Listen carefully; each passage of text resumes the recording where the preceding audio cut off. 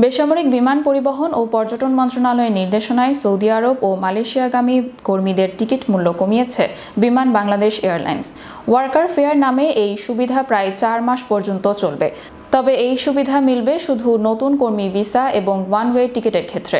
বিমান Bangladesh airlines limited প্রাথমিক পর্যায়ে আগামী 30 জুন পর্যন্ত ঢাকা থেকে সৌদি আরবের জেদ্দা, রিয়াদ, মদিনা ও দাম্মামগামী কর্মীদের জন্য বিদ্যমান যথাক্রমে $480, $400, $430 ও $400 পরিবর্তে ভাড়া $360 এবং মালয়েশিয়ার কুয়ালালামপুরগামী কর্মীদের জন্য বিদ্যমান $175 থেকে $180 পরিবর্তে ভাড়া $150 নির্ধারণ করেছে। বিমান কর্তৃপক্ষ বলেছে, গত 10 ফেব্রুয়ারি থেকে এই সুবিধা দেয়া হচ্ছে। আগামী 30 জুন পর্যন্ত এই সুবিধা অব্যাহত থাকবে।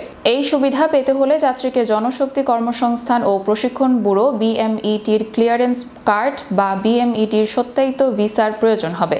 তবে ওমরা ভিসা, ফ্যামিলি ভিজিট বা রেসিডেন্স ভিসাধারী যাত্রীরা এই ভাড়া সুবিধা পাবেন না।